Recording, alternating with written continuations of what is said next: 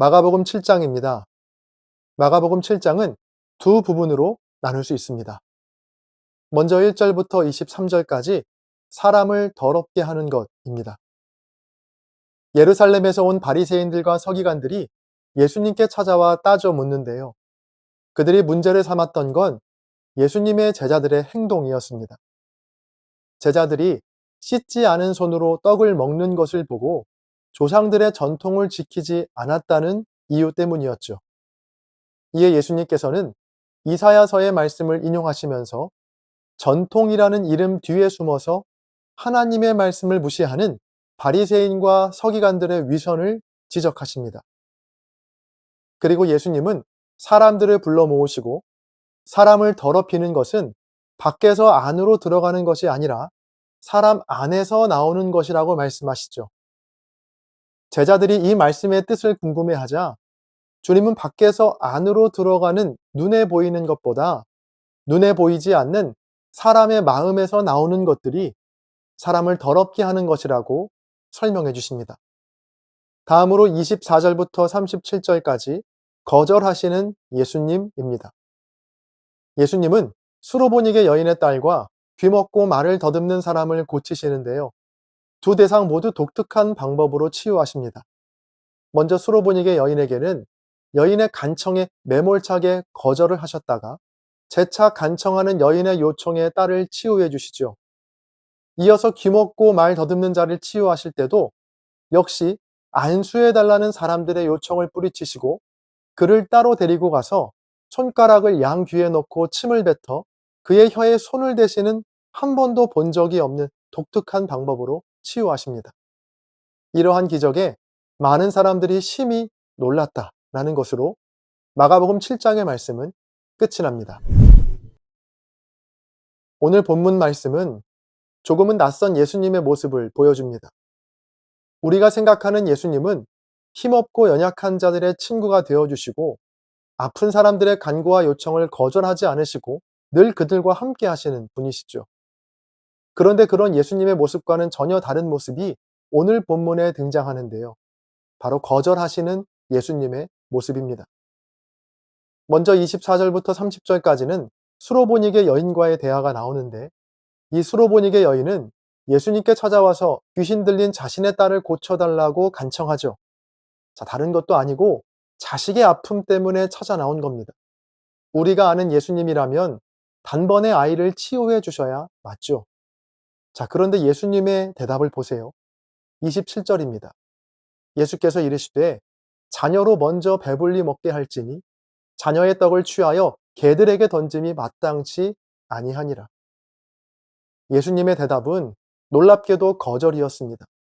그리고 31절 이하에 나오는 귀먹고 말 더듬는 자를 고치는 장면에서도 32절에 보면 이 사람들이 귀먹고 말 더듬는 자를 예수님께 데려와서 안수하여 주시기를 요청하거든요. 그런데 예수님은 그에게 안수하지 않으시고 따로 그를 조용한 곳으로 데려가 손가락을 양 귀에 넣으시고 침을 뱉어 혀에 손을 대시며 그를 고치십니다. 이 안수해 달라는 사람들의 요청을 거절하시고 어떻게 보면 조금은 이상한 행동으로 병자를 고치신 것이죠. 저는 오늘 본문을 통해서 이 예수님의 거절 속에 담긴 두 가지 은혜에 대해서 살펴보려고 하는데요. 먼저 첫 번째 은혜는 자유입니다. 자, 예수님은 자유로우신 분이라는 건데요. 우리는 종종 예수님을 좁은 내 사고와 경험의 틀 안에 가두곤 합니다. 그러니까 말로는 예수님을 크고 놀라우시고 광대하신 분이라고 고백하지만 실제의 삶 속에서는 내 생각, 내 경험, 내 판단 속에 가두려 한다는 겁니다. 자, 오늘 본문이 있기 바로 전 마가복음 6장 마지막 부분에 보면 병자들을 고치시는 예수님에 대한 이야기가 나옵니다. 갈릴리에서 예수님은 왕성한 치유 사역을 행하십니다. 온 지방 사람들이 병든 자를 침상째로 메고 나아오죠. 지방, 도시, 마을 할 것 없이 병자들로 북적였고 예수님의 옷에 손을 대는 자는 다 병이 나았습니다. 자, 그렇게 갈릴리에서 엄청난 사역을 행하신 후에 예수님은 오늘 본문 7장에서 다시 갈릴리로 돌아오시죠. 자, 바로 전에 갈릴리에서 엄청난 치유 사역을 행하셨던 예수님께서 다시 갈릴리로 돌아오신 겁니다. 이러한 배경을 생각하고 오늘 본문의 말씀을 다시 읽었더니 새롭게 보이는 것들이 있었습니다. 자, 본문 32절을 보세요. 사람들이 귀먹고 말 더듬는 자를 데리고 예수께 나와 안수하여 주시기를 간구하거늘. 자, 사람들이 병자를 데리고 예수님께 나아온 것까지는 좋습니다. 자, 그런데 이 사람들은 예수님께 구체적인 치유의 방법까지도 제시하고 있는 겁니다. 마치 의사의 진단을 받기도 전에 환자의 가족들이 의사에게 치료 방법까지도 제안하고 있는 상황과 비슷한 것이죠. 자, 이들이 대뜸 예수님께 찾아와서 안수를 요청한 이유는 좀 전에 말씀드렸던 마가복음 6장의 상황 때문입니다. 6장 56절에서 예수님께 옷가에 손을 대게 해달라는 간구를 했고 예수님은 그것을 허락하시죠. 그리고 손을 댄 자는 다 나음을 얻는 장면이 나옵니다. 이것이 바로 불과 얼마 전 갈릴리에서 벌어진 일이었죠. 그리고 7장에서 예수님은 다시 갈릴리로 오셨고 사람들은 그때의 일을 생생히 기억했을 겁니다. 옷가에 손을 대기만 해도 나음을 받았던 일들 말이죠. 예수님의 옷에 손을 대도 나았는데 예수님께서 안수하시고 손을 대주신다면 이것보다 확실한 방법이 어디 있겠습니까? 자, 그러니 예수님께 찾아와 이 병자에게 안수해달라는 요청을 하게 된 것이죠. 중요한 건 예수님의 반응입니다. 6장에서는 옷에 손을 대는 것을 허락하셨던 주님은 7장에서는 안수해달라는 사람들의 요청은 거절하십니다. 도리어 무리를 떠나 병자만 데리고 따로 데리고 가시죠. 이를 통해서 깨닫게 되는 사실이 있습니다. 바로 예수님은 자유로우신 분이라는 겁니다. 본문에서 사람들이 예수님께 병자를 안수해달라는 요청을 하게 된 이유는 바로 직전 6장에서의 경험 때문이라고 말씀드렸죠. 예수님의 옷자락을 만지게 해달라는 간구를 했고 예수님은 그 간구를 들어주십니다. 그 결과 수많은 사람들이 나음을 얻게 되죠. 그런 강렬한 경험이 예수님을 찾아와 안수를 해달라는 요청까지 이어지게 된 것입니다. 자, 그런데 주님은 이런 요청을 거절하시고 이전에 하시던 방법이 아닌 전혀 새로운 방법으로 그 병자를 치유하십니다. 앞서 우리는 종종 예수님을 나의 좁은 사고와 경험의 틀 안에 가두려 하는 습성이 있다라고 말씀드렸습니다. 여러분, 정말 그렇습니다. 우리가 예수님께 기도할 때도요, 대부분의 사람들은 미리 정답을 쥐고 있는 채로 기도합니다. 우리가 두 손을 모으고 기도하지만 그 손 안에는 내가 생각하는 정답을 꼭 쥐고 있는 것이죠. 그래서 내가 생각하는 정답대로 응답이 오지 않으면 우리는 예수님께서 내 기도를 외면하셨다라고 생각합니다. 여러분, 우리 주님은 나의 생각보다, 나의 경험보다, 나의 판단보다 훨씬 더 크신 분임을 믿으시기 바랍니다. 예수님은 우리의 좁은 경험과 생각의 틀 속에 가둘 수 없는 분이십니다. 혹시 나의 기도가 내가 생각하는 응답으로 이루어지지 않을 때, 주님께서 내 간구를 거절하신다고 느껴질 때 오늘의 말씀을 꼭 기억하세요. 주님은 자유로우신 분이십니다. 그분의 역사는 하나의 틀과 정해진 공식 속에서 이루어지지 않습니다. 내가 생각하지 못한 방법, 한 번도 경험해보지 못한 일들을 통해서도 주님께서는 역사하신다라는 사실을 굳게 믿으시고 어떤 순간에도 주님을 신뢰하시는 저와 여러분 되시기를 주님의 이름으로 간절히 축복합니다. 다음으로 예수님의 거절 속에 담긴 두 번째 의미는 사랑입니다. 자, 이 거절과 사랑이 잘 어울리지 않는 것 같지만 오늘 본문을 자세히 보시면 그 의미를 깨달으실 수 있을 겁니다. 자, 귀먹고 말 더듬는 자를 데리고 온 사람들은 예수님께 안수해 주실 것을 간구했지만 주님께서는 그 간구를 거절하시죠. 그리고 그 병자를 무리 속에서 꺼내어 따로 데리고 가셔서 기이한 행동을 하십니다. 자, 본문 33절입니다. 예수께서 그 사람을 따로 데리고 무리를 떠나사 손가락을 그의 양 귀에 넣고 침을 뱉어 그의 혀에 손을 대시며 아멘. 자, 손가락을 귀에 넣는 것도 좀 이상하고 침을 뱉어서 혀에 손을 대는 것도 도무지 이해가 가지 않습니다. 주님은 도대체 왜 이런 행동을 하셨을까? 고민해 봤습니다. 자, 사람들의 요구대로 그저 안수만 하시고 내 죄사함을 받았다라고 하셨으면 군더더기도 없고 깔끔했을 텐데 왜 이렇게 하신 걸까? 저는 오늘 말씀을 묵상하다가 주님의 이런 이해할 수 없는 행동이 놀라운 사랑의 표현이었음을 깨닫게 되었는데요. 자, 여러분이 한번 본문에 나오는 이 귀먹고 말 더듬는 자라고 상상해 보시죠. 어느 날 사람들이 나를 어디론가 갑자기 데려갑니다. 어디로 나를 데려가느냐고 물어봐도 알 길이 없죠. 바로 들을 수 없으니까요. 많은 사람들 속에 어떤 한 분 앞에 서게 되었고요. 나를 데려온 사람들이 그분께 뭐라 뭐라 이야기하는 듯 보입니다. 자, 여러분, 만약 이 사람들의 요구대로 또 이전에 하셨던 방식대로 주님께서 안수와 함께 내 죄사함을 받았다 라고 말씀하시는 정도로 이 귀먹고 말 더듬는 자를 고치셨다면 주변에 있는 사람들은 놀랐을지 모르지만 정작 귀가 들리지 않은 당사자 입장에서는 어리둥절했을 겁니다.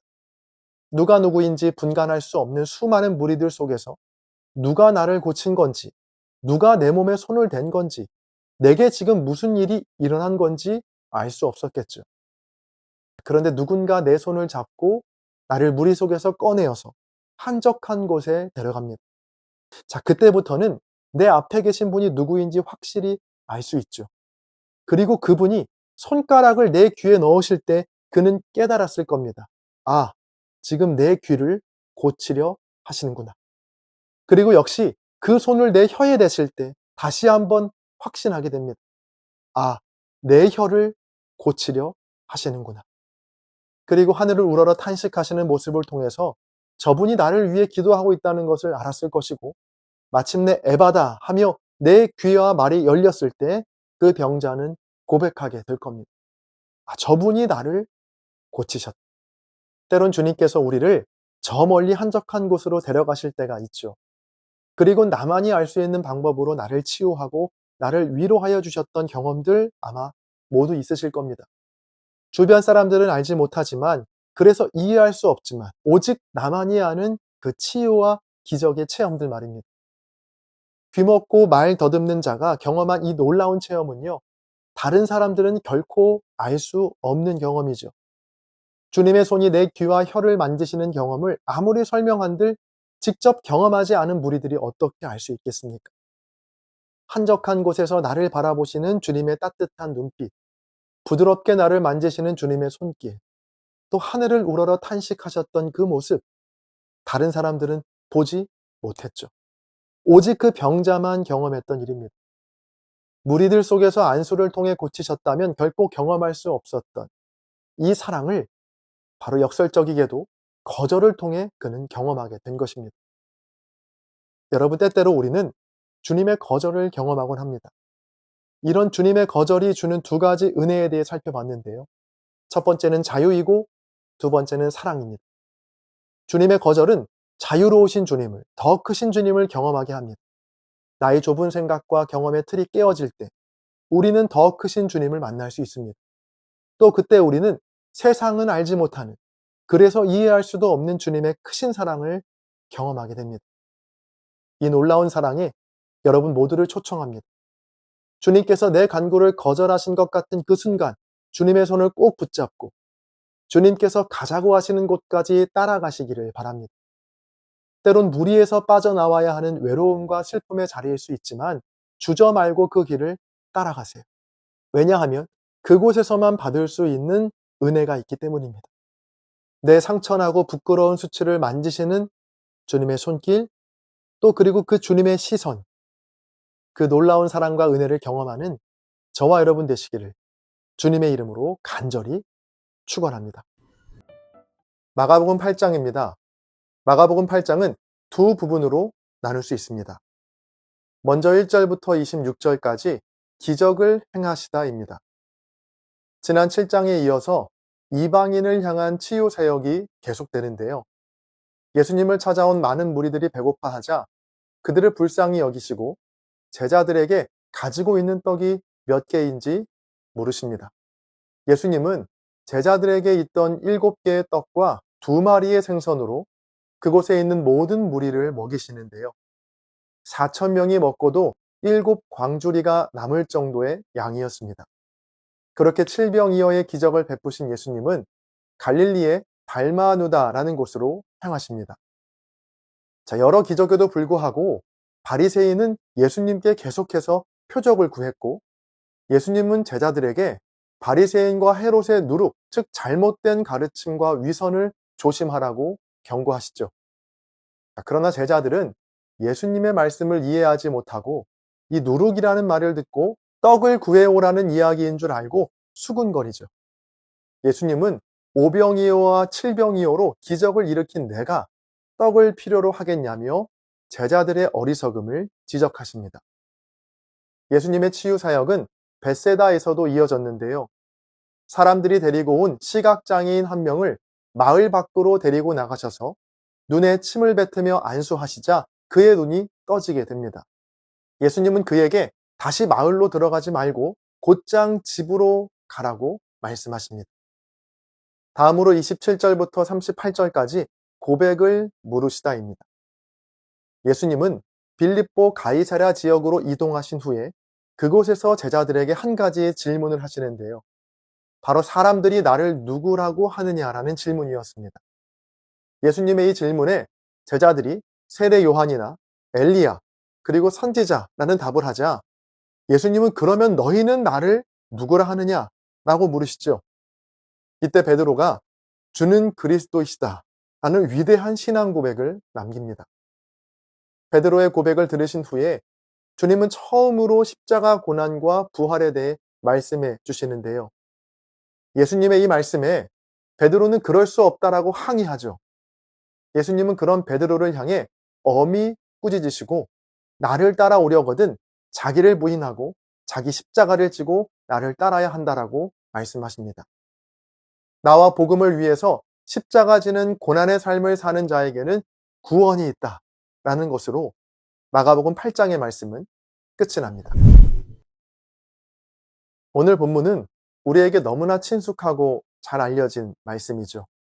너희는 나를 누구라 하느냐? 라는 예수님의 질문에 베드로가 이렇게 대답합니다. 주는 그리스도이십니다.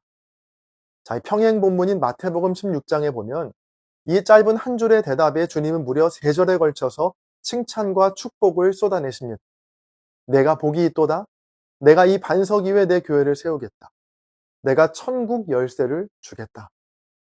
복음서를 통틀어서 예수님께서 이렇게 누군가를 공개적으로 또 이렇게 장황하게 칭찬하신 적이 있었나 싶을 정도로 베드로의 한 줄의 고백에 엄청난 칭찬을 쏟아내시죠.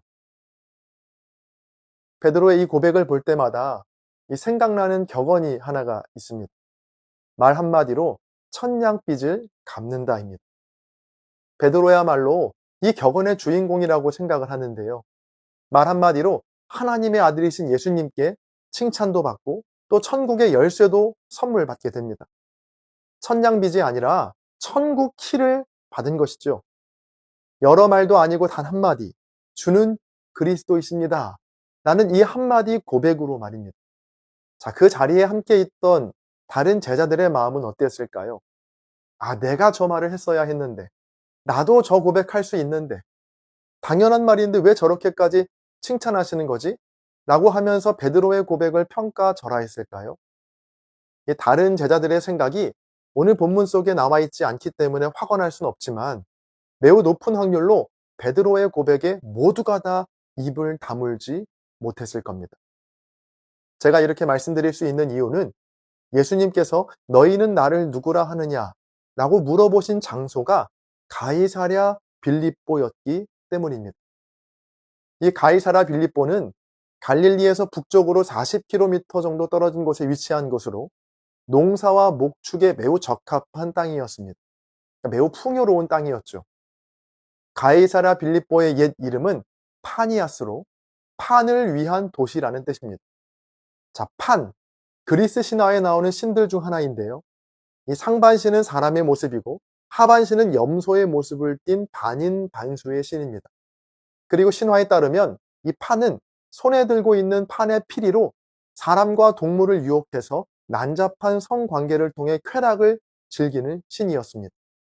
농경과 목축, 그리고 다산에 최적화된 신이었죠.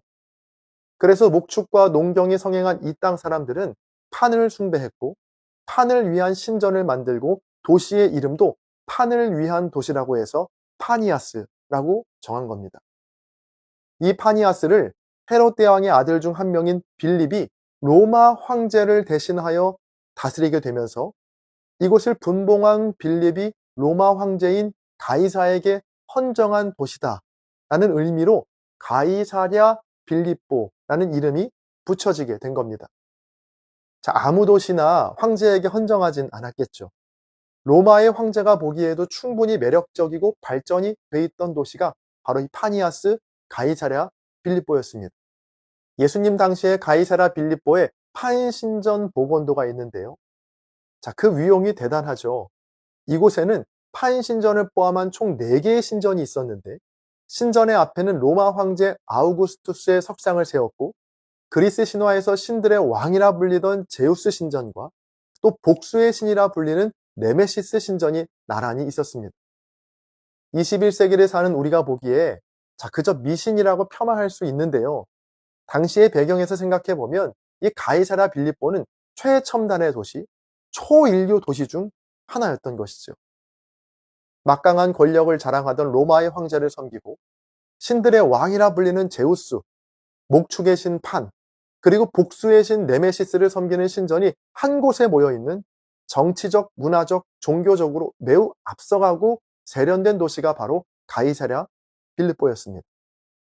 자, 바로 그곳에서 주님은 제자들에게 사람들이 나를 누구라 하는지, 또 제자인 너희는 나를 누구라 생각하는지를 물어보신 겁니다. 만약 이 똑같은 질문을 예수님께서 칠병이어로 4,000명의 무리들을 먹이신 후에 즉각 이 질문을 던지셨다면, 혹은 벳세다에서 시각장애인을 고치신 후에 물으셨다면 제자들의 입장에서는 대답하기가 좀 수월했을 겁니다. 바로 눈앞에서 기적을 경험한 후에 너희는 나를 누구라 하냐 하셨다면 즉각 주님은 그리스도십니다 라고 외쳤겠죠. 자, 그러나 주님은 그 기적의 순간이 아닌 또 자신의 홈그라운드였던 갈릴리에서가 아니고 그곳에서 40km나 떨어진 거대한 신전들이 즐비한 가이사랴 빌립보에서 이 질문을 물어보고 계신 겁니다. 가이사랴 빌립보에는 예수님을 따르는 무리도 예수님을 찬송하는 사람도 없었습니다. 모든 사람이 예수님이 아닌 각기 다른 신들에게 제사를 드리고 있을 때 예수님이 가장 작아 보이는 그곳에서 주님은 제자들에게 묻고 계신 겁니다. 너희는 나를 누구라 하느냐? 여러분, 주님이 더 커 보일 때, 놀라운 기적과 은혜로 가득할 때 주님을 그리스도로 또 주님을 하나님의 아들로 고백하는 건 그리 어려운 일이 아닙니다. 내 눈앞에서 오병이어로 5,000명의 줄임배를 채우시고 칠병이어로 4,000명의 배고픔이 해결되는 모습을 보고 주님을 그리스도로 고백하지 않을 사람이 누가 있겠습니까? 자, 그러나 가이사랴 빌립보에서, 즉 세상이 주님보다 커 보이고 주님이 너무도 작아 보이는 순간에 주님이 여러분에게 너희는 나를 누구라 하느냐? 라고 물으신다면 여러분은 어떤 대답을 하시겠습니까? 우리는 때로 세상의 화려한 빌딩 숲 사이에서 혹은 나보다 훨씬 더 앞서가는 것 같은 사람들의 성공 신호 앞에서 내가 믿는 예수님이 너무나 작아 보이는 경험을 하곤 합니다. 돈의 힘이 신처럼 군림하고 권력과 명예라는 신전이 즐비한 이 현대판 가이사랴 빌립보에서 우리는 과연 어떤 고백을 드릴 수 있을까요? 주님은 오늘 우리에게도 똑같이 물으십니다. 남들이 다 부러워하는 저 화려한 성공이 너의 주인이냐? 아니면 보잘것없어 보이는 나 예수가 너의 삶의 주인이냐? 우리의 고백은 기적이 일어나는 벳세다가 아니라 세상의 권세가 압도하는 가이사랴 빌립보 한 복판에서 증명됨을 기억하세요. 세상이 아무리 크고 화려할지라도 그 모든 것을 만드신 창조주가 바로 내 곁에 주님임을 믿음으로 고백하시기를 바랍니다. 주님, 세상이 아무리 나를 위협하고 유혹해도 오직 주님만이 나의 그리스도이시며 내 삶의 유일한 주인이십니다. 이 흔들리지 않는 고백을 통해 천국 열쇠를 손에 쥐고 세상 속에서 당당히 승리하시는 저와 여러분 되시기를 주님의 이름으로 간절히 축원합니다. 마가복음 9장입니다. 마가복음 9장은 네 부분으로 나눌 수 있습니다. 먼저 1절부터 13절까지 변화산 사건입니다. 지난 8장에서 처음으로 죽음과 부활을 말씀하신 지 엿새 후에 예수님께서는 베드로와 야고보와 요한과 함께 한 산에 오르십니다. 자, 그 산에서 놀라운 일이 벌어지는데요.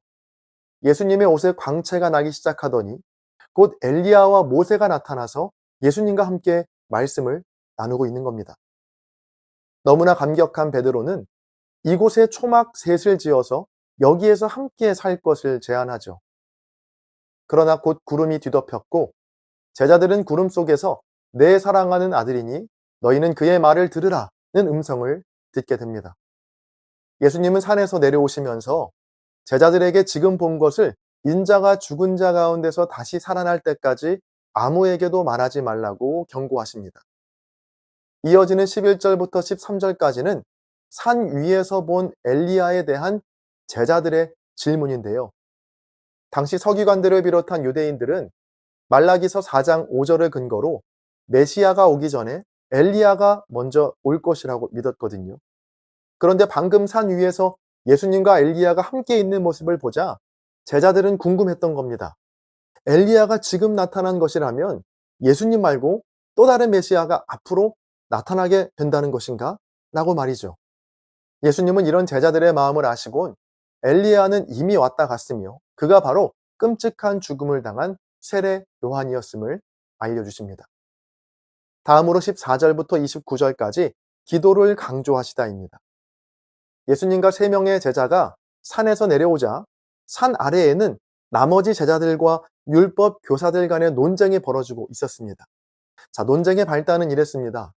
한 남자가 귀신 들린 자기의 아들을 데려와서 제자들에게 귀신을 쫓아달라고 요청했지만 제자들이 쫓아내지 못했다는 겁니다.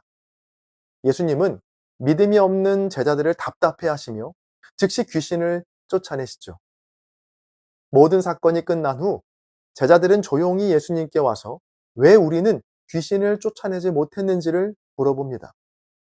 그러자 예수님은 기도 외에는 이런 일을 행할 수 없다라고 하시면서 기도의 중요성을 말씀하십니다. 다음으로 30절부터 32절까지 두 번째 순환 예고입니다. 지난 8장에 이어서 두 번째로 예수님은 십자가 순환과 부활에 대해 말씀하시지만 제자들은 그 말씀을 깨닫지 못합니다. 마지막으로 33절부터 50절까지 하나님 나라에서 큰 사람입니다. 가버나움에 도착하신 예수님은 한 집에서 제자들을 가르치시는데요. 길을 걸어오면서 서로 누가 큰 사람인지를 토론한 것을 두고 진정 큰 사람은 섬기는 자가 되어야 한다라고 말씀하십니다. 그리고 어린아이 하나를 세우시곤 이 어린아이를 영접하는 것이 곧 나를 영접하는 것이고 지극히 작은 자들을 괴롭히거나 그들의 마음을 상하게 하는 것이 얼마나 큰 죄인지도 경고하시죠. 다른 어떤 것보다 평화를 지키며 서로 화목한 것이 중요함을 말씀하시는 것으로 마가복음 9장의 말씀은 끝이 납니다. 지난 8장에서 예수님과 3명의 제자들이 산 위에서 놀라운 체험을 하고 있을 때 산 아래에 있는 나머지 제자들에게도 한 가지 일이 생겼는데요. 어떤 사람이 귀신 들린 아들을 데려온 겁니다. 그리고 이 아들을 고쳐주기를 간구하죠. 결론부터 말씀드리면 예수님께서 변화산에 계실 때 산 아래에 있던 나머지 제자들은 귀신 들린 아이를 치유하지 못했습니다. 자, 치유하지도 못하고 그렇다고 돌려보내지도 못하는 이런 어색한 상황 중에 드디어 예수님이 산에서 내려오신 겁니다. 귀신 들린 아이의 아버지는 자초지종을 예수님께 설명하죠. 본문 17절과 18절입니다. 무리 중에 하나가 대답하되 선생님, 말 못하게 귀신 들린 내 아들을 선생님께 데려왔나이다. 귀신이 어디서든지 그를 잡으면 거꾸러져 거품을 흘리며 이를 갈며 그리고 파리해지는지라. 내가 선생님의 제자들에게 내쫓아달라 하였으나 그들이 능히 하지 못하더이다. 아버지는 말합니다. 예수님께서 못 고치시는 병이 없다고 하여 귀신 들린 내 아들을 주님 앞에 데려왔습니다. 그런데 마침 예수님은 안 계시고 이 제자들밖에 없어서 제자들에게 귀신을 쫓아달라고 했는데 제자들이 귀신을 쫓지 못했습니다.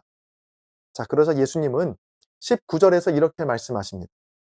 대답하여 이르시되 믿음이 없는 세대여 내가 얼마나 너희와 함께 있으며 얼마나 너희에게 참으리요. 그를 내게로 데려오라 하시니. 세대를 향한 또 많은 무리들을 향한 말씀이지만 아마 제자들은 이 말씀이 자기들을 향한 말씀이라고 생각했을 겁니다. 예수님과 함께 할 때는 그렇게 기세등등해서 마치 내가 예수님이 된 것처럼 모든 것을 할 수 있을 줄 알았는데 예수님이 잠시 자리를 비운 사이에 아무것도 할 수 없는 자신들의 모습을 보았기 때문입니다. 저는 이 말씀이 오늘날 저와 여러분에게도 동일하게 적용되는 말씀이라 생각합니다. 이 교회에 있을 때는 또 예배를 드릴 때는 뭐든지 할 수 있을 것만 같고 모든 근심과 걱정이 없어지는 것 같은데 예배당만 나가면 조그만 문제에도 걱정하고 근심하고 아무 능력 없이 살아가는 우리의 모습이 이 제자들의 모습과 너무도 닮아 있기 때문이죠. 예수님이 자리를 비우신 사이에 9명이나 되는 제자들이 귀신 들린 아이 한 명 앞에서 쩔쩔매었던 이유, 또 예수님께서 그런 제자들을 보면서 믿음이 없다라고 책망하신 이유는 무엇일까요? 바로 기도해야 할 문제 앞에서 변론만 했기 때문입니다. 오늘 말씀 14절에 보면 제자들이 큰 무리들과 서기관들 사이에서 무엇을 하고 있었다라고 나오죠?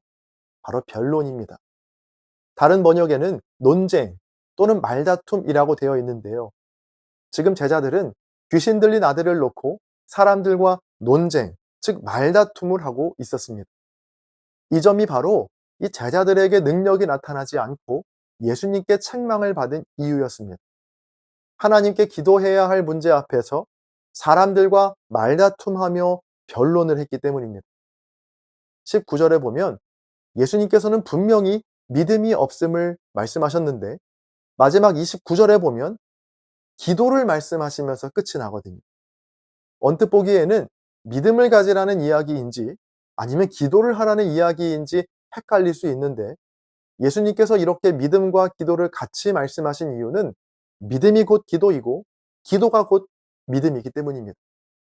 기도와 믿음은 분리될 수 없다는 것이죠. 자, 믿으면 기도하게 되어 있고요. 기도하고 있다면 믿고 있다는 증거가 되는 겁니다. 자, 여러분 주변에 아주 믿을 만한 사람이 있다고 한다면 여러분이 어려운 일을 당했을 때 즉시 그 사람에게 찾아가서 부탁을 하겠죠. 마찬가지로 하나님을 정말로 내가 믿는다면 어려움이 닥칠 때 다른 누구보다 하나님께 달려가서 기도해야 한다는 겁니다. 이처럼 믿음과 기도는 분리될 수 없습니다. 오늘 제자들이 착각했던 것이 뭐냐면 이 기도해야 할 문제 앞에서 사람들과 논쟁하고 변론을 했다는 겁니다. 그렇게 해서는 절대 하나님의 능력과 기적을 체험할 수 없다는 것이 바로 오늘 본문의 메시지인 것이죠. 여러분, 주님의 능력을 체험하고 싶으시다면 사람과의 논쟁과 말다툼을 그치고 하나님 앞에 기도하시기 바랍니다. 저는 이 말씀이 제게는 이렇게 들렸습니다. 네가 아무리 사람들과 논쟁을 잘하고 사람들 앞에서 말을 유창하게 한다고 해서 좋은 목사가 되는 게 아니다. 그렇게 사람들과 말하는 것으론 어떤 능력도 체험할 수 없다. 오직 기도만이, 아무도 알아주지 않고 아무 일도 일어나지 않는 것 같은 기도만이 능력이다 라고 말이죠. 이 말씀이 여러분에게도 레마의 말씀으로 들려지면 좋겠습니다.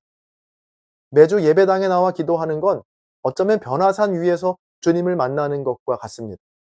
정말 중요한 일이죠. 그런데 더 중요한 건 이렇게 산 위에서 예배에서 주님께 기도했다면 산 아래에서, 즉 우리가 만나는 수많은 일들 속에서도 주님께 기도해야 한다는 겁니다. 교회에서는 모든 문제를 다 맡길 듯이 기도하지만 실제로 산 아래로 내려가면 우리의 삶 속에서 문제를 만나게 되면 기도보다는 사람을 의지하고 사람과 논쟁하고 사람과 변론하기에 바쁩니다. 왜냐하면 솔직히 기도한다고 해서 아무도 알아주지 않는 것 같고 아무 일도 일어나지 않는 것 같기 때문이죠. 그런 우리에게 주님은 오늘도 말씀하십니다. 믿음이 없는 세대여, 기도 외에 다른 것으로는 이런 종류가 나갈 수 없다. 여러분, 기도만이 답입니다. 또 기도만이 능력입니다. 하루를 살아가시면서 모든 순간마다 여러분 기도하시기를 바랍니다. 오늘 하루 살아가시면서 혹시 나도 제자들처럼 기도해야 할 문제인데 쓸데없이 사람을 의지해서 그들과 논쟁하고 변론하고 있는 일들이 없는지 돌아보시고 가정과 직장과 모든 일들 속에 믿음으로 기도하시고 기도로 믿음을 증명하시는 저와 여러분들 되시기를 간절히 바랍니다. 그렇게 믿음으로 기도할 때 주님께서 내 믿음대로 될지어다. 내 기도가 응답되었다. 이렇게 놀라운 주님의 응답을 체험하는 저와 여러분 되시기를 주님의 이름으로 간절히 축원합니다. 마가복음 10장입니다. 마가복음 10장은 세 부분으로 나눌 수 있습니다. 먼저 1절부터 12절까지 이혼에 대한 가르침입니다. 요단강 건너편으로 이동하신 예수님은 그곳에서 무리들에게 말씀으로 가르치시는데요. 무리 중에 있던 바리새인이 예수님을 시험하려고 남편이 아내를 버려도 되는지에 대해 묻습니다. 당시 모세의 율법에는 이혼 증서만 있다면 아내를 버려도 됐었거든요. 하지만 이런 율법은 이혼을 정당화하는 것이 아니었고 도리어 상대적으로 힘이 없던 여성을 무분별한 이혼으로부터 보호하려는 장치였습니다. 예수님은 하나님의 뜻은 이혼이 아닌 서로 한 몸이 되어 서로를 사랑하는 것이라고 말씀하십니다. 다음으로 13절부터 31절까지 하나님 나라에 대한 가르침입니다. 사람들이 예수님 앞에 어린 아이들을 데리고 오자 제자들은 그들을 향해 꾸짖습니다. 어린 아이들은 예수님께 나아올 자격이 없다라는 생각 때문이었죠. 그러자 예수님은 제자들에게 도리어 화를 내시면서 어린 아이야말로 하나님 나라에 합당한 사람이라고 말씀하십니다. 이어서 한 사람이 예수님 앞에 나오는데요. 그는 예수님께 영생의 방법에 대해 묻습니다. 예수님은 그에게 10계명의 일부를 말씀하셨고 그는 계명을 어릴 때부터 잘 지켜왔다라고 자신 있게 대답했죠. 그러자 예수님은 그에게 아직도 부족한 것이 한 가지가 있다라고 하시면서 가진 것을 다 팔아 가난한 자들에게 주고 나를 따르라고 말씀하십니다. 이런 예수님의 제안에 그 사람은 근심하며 떠나갑니다. 예수님은 남아있는 제자들에게 부자가 하나님의 나라에 들어가는 것이 낙타가 바늘귀로 나가는 것보다 더 어려운 일이라고 말씀하시죠. 불가능한 일이라는 겁니다. 이런 예수님의 가르침에 제자들은 깜짝 놀라며 그럼 누가 구원을 받을 수 있는지를 물었고 예수님은 사람으로서는 불가능하지만 하나님은 다 하실 수 있다라고 말씀해 주십니다. 마지막으로 32절부터 52절까지 죽음과 부활에 대한 세 번째 가르침입니다. 예수님은 세 번째로 제자들에게 예루살렘에서 받으실 고난과 죽음, 그리고 부활에 대해 말씀하시는데요. 하지만 제자들은 예수님의 이런 가르침을 이해하고 따르기보다는 여전히 세상의 권력자들과 똑같이 더 높고 더 큰 자리만을 탐하죠. 예수님은 제자들에게 다시 한번 제자란 섬김을 받는 사람이 아니라 섬기는 사람이 되어야 하고 자기를 희생하는 사람이 되어야 함을 알려주십니다. 자, 이처럼 제자들이 영적으로 눈이 감겨 있었다면 여리고에는 육적으로 보지 못하는 거지 바디메오가 있었는데요. 이 바디메오는 예수님께서 오셨다는 이야기를 듣고 자신을 불쌍히 여겨달라고 외칩니다. 예수님은 가던 길을 멈추시고 이 바디메오에게 내가 내게 무엇을 하여 주기를 원하는지를 물으셨고 그는 보기를 원한다 라고 대답하죠. 그리고 그의 믿음대로 곧 보게 되어서 예수님을 따르게 되었다라는 것으로 마가복음 10장의 말씀은 끝이 납니다. 오늘 본문에는 모든 것이 완벽해 보이는 한 사람이 등장합니다. 평행 본문인 마태복음 19장에는 부자 청년이라고 알려진 이 사람은 예수님께 이런 질문을 던집니다. 본문 17절입니다. 선한 선생님이여, 내가 무엇을 하여야 영생을 얻으리이까? 여기에서 중요한 단어는 무엇을 하여야입니다. 이 부자 청년은 자기가 무엇을 하면 영생을 얻을 수 있다라고 생각했습니다. 실제로 부자 청년은 잘하는 게 많았습니다. 예의도 있었고 또 십계명도 잘 지켜왔습니다. 아마 이 청년은 자기가 꽤 잘 살고 있었다라고 생각했을 겁니다. 그런 부자 청년에게 예수님은 이 부자 청년이 도저히 감당할 수 없는 것 하나를 요구하셨고 그것까지 할 수 있어야 영생을 얻을 수 있다라고 말씀하시죠. 본문 21절과 22절입니다. 예수께서 그를 보시고 사랑하사 이르시되 내게 아직도 한 가지 부족한 것이 있으니 가서 내게 있는 것을 다 팔아 가난한 자들에게 주라. 그리하면 하늘에서 보화가 내게 있으리라. 그리고 와서 나를 따르라 하시니 그 사람은 재물이 많은 고로 이 말씀으로 인하여 슬픈 기색을 띠고 근심하며 가니라. 아멘. 이 말씀을 단순히 돈의 많고 적음으로만 생각하면 안 됩니다. 난 돈이 저만큼 없으니까 그래도 난 천국에 쉽게 들어가겠지. 혹은 나는 돈이 그래도 꽤 많은데 어떡하지? 이 재산을 다 처분해야 천국에 갈 수 있는 걸까? 와 같은 차원의 문제가 아니라는 건데요. 예수님 당시의 부자는요, 이미 하나님의 축복을 받은 사람이라는 인식이 강했습니다. 마치 병에 걸리면 죄 때문에 하나님의 저주를 받은 거라고 생각했듯이 이 부자는 이미 부자인 것으로 하나님의 축복을 받았고 하나님과 가장 가까운 사람이라고 생각했습니다. 그런 생각에 사로잡힌 제자들에게 예수님이 뭐라고 말씀하시는 겁니까? 부자가 천국에 들어가는 건 낙타가 바늘귀에 들어가는 것처럼 어렵다.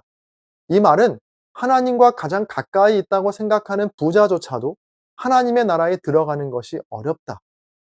부자고 가난한 자고 누구든지 천국에 들어가는 건 정말 어렵다라는 말씀이죠.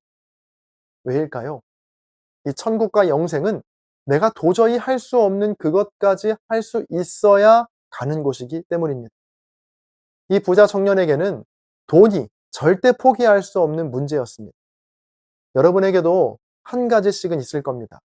다른 건 다 하겠는데, 다른 건 다 포기하겠는데, 절대 하고 싶지 않은, 절대 포기할 수 없는 한 가지씩 꼭 있을 겁니다.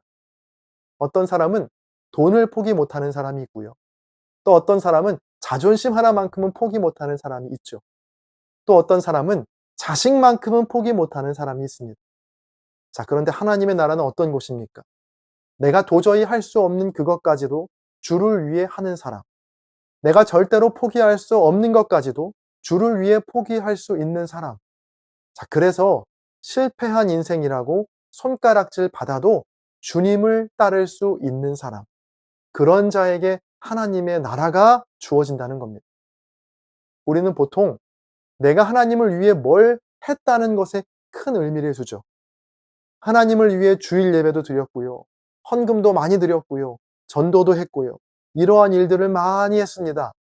여러분, 그런데 주님은요, 우리에게 뭐라고 말씀하시나요? 그래, 잘했다. 그런데 너에게 아직도 한 가지 부족한 것이 있다. 네가 잘 할 수 있는 것 말고 네가 정말로 할 수 없는 한 가지, 그것까지도 나를 위해 할 수 있느냐?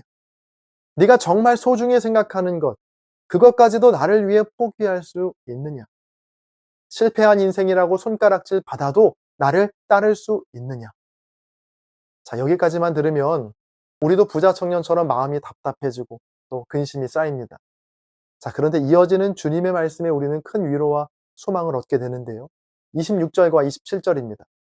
제자들이 매우 놀라 서로 말하되 그런즉 누가 구원을 얻을 수 있는가 하니 예수께서 그들을 보시며 이르시되 사람으로는 할 수 없으되 하나님으로는 그렇지 아니하니 하나님으로서는 다 하실 수 있느니라.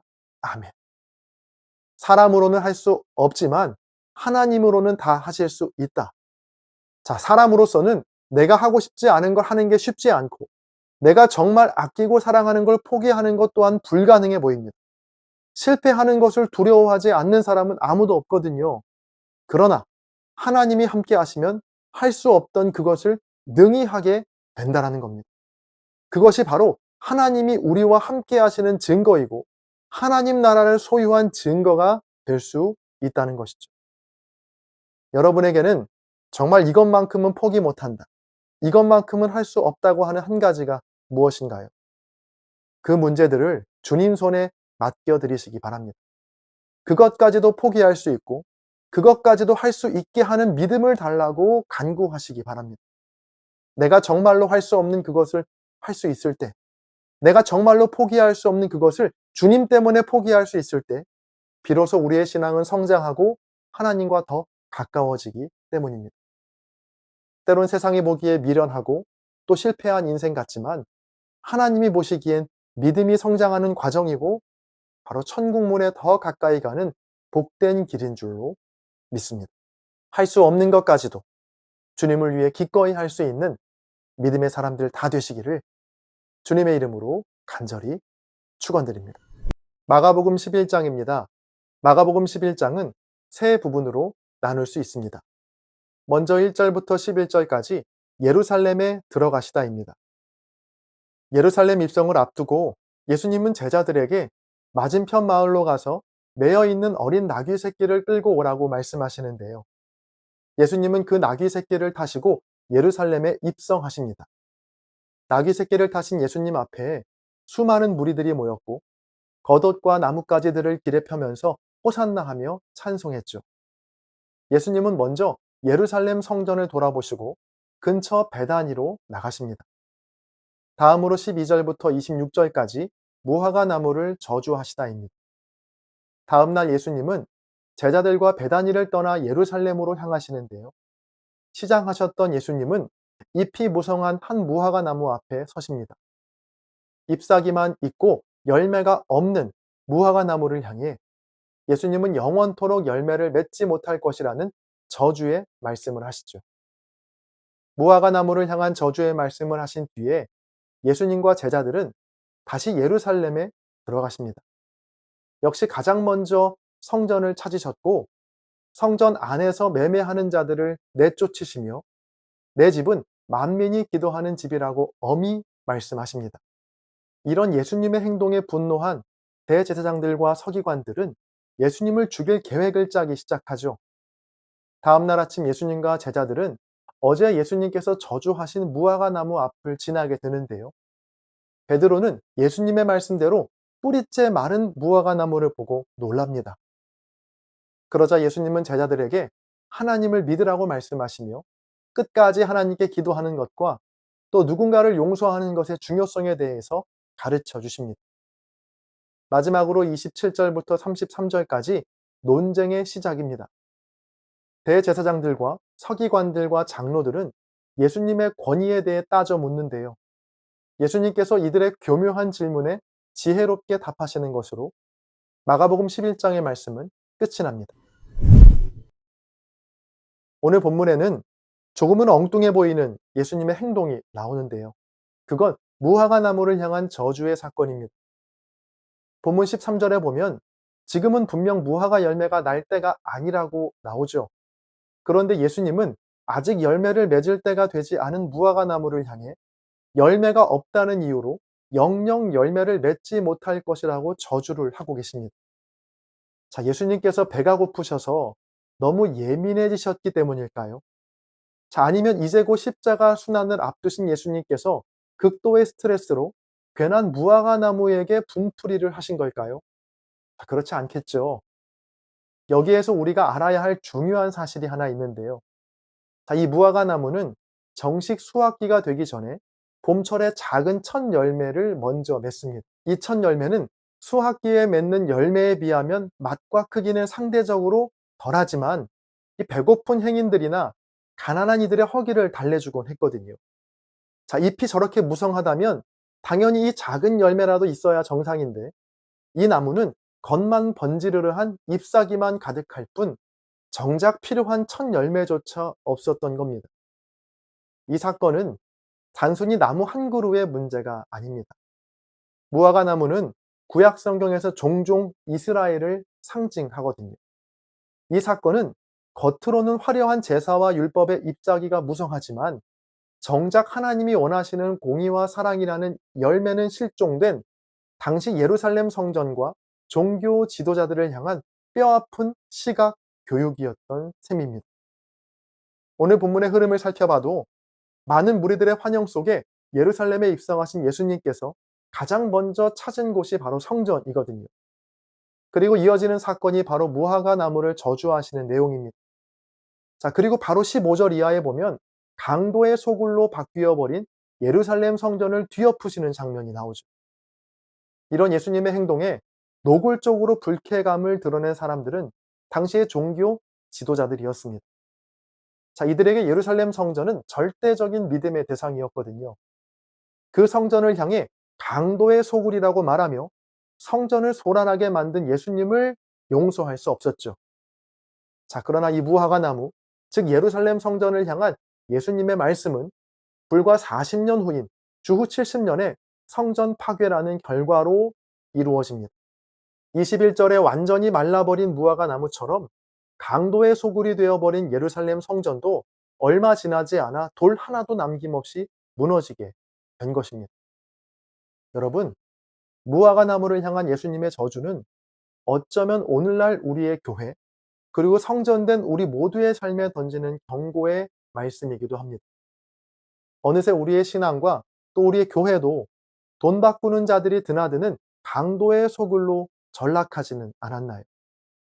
하나님께 드리는 기도조차도 거래의 도구로 이용하여 끊임없이 나의 이익, 우리 공동체의 이익만을 추구하며 만민을 위해 기도하고 만민을 위해 헌신해야 할 하나님의 뜻과는 너무나 멀어져 버린 건 아닐까요? 나와 우리만을 위한 신앙은 작은 열매조차 없는 잎사귀만 무성한 무화과 나무와 같습니다. 하나님께서 원하시는 열매는 우리의 삶과 교회가 만민이 기도하는 집이 될 때, 또 만민을 위해 기도하며 섬기는 공동체가 될 때 맺혀지는 줄 믿습니다. 요즘 교계에서 일어나는 여러 마음 아픈 사건들과 또 신앙이라는 이름으로 자행되는 여러 범죄의 기사들을 보며 그 어느 때보다 가슴 아픈 시간을 보내고 있는데요. 도무지 희망이라고는 보이지 않는 이 어두운 현실 속에서 그럼에도 우리가 소망으로 기도할 수 있는 이유는 바로 22절의 말씀 때문입니다. 예수께서 그들에게 대답하여 이르시되 하나님을 믿으라. 메마른 무화과 나무를 보고 놀란 베드로를 향해 주님께서는 하나님을 믿으라고 하시며 24절에 이렇게 말씀하시죠. 그러므로 내가 너희에게 말하노니 무엇이든지 기도하고 구하는 것은 받은 줄로 믿으라. 그리하면 너희에게 그대로 되리라. 아멘. 말라버린 무화과 나무 앞에서 하나님을 믿으라. 그리고 하나님께 무엇이든지 기도하고 구하라는 이 예수님의 말씀. 저는 이 말씀이 이렇게 들렸습니다. 다 무너진 것 같은 교회의 암울한 현실에 낙심하지 말고 하나님을 믿고 하나님께 기도해라. 우리 교회가 만민이 기도하는 집이 되기를, 또 만민을 위해 기도하며 섬기는 공동체가 되기를. 그리하면 너희에게 그대로 되리라. 아멘.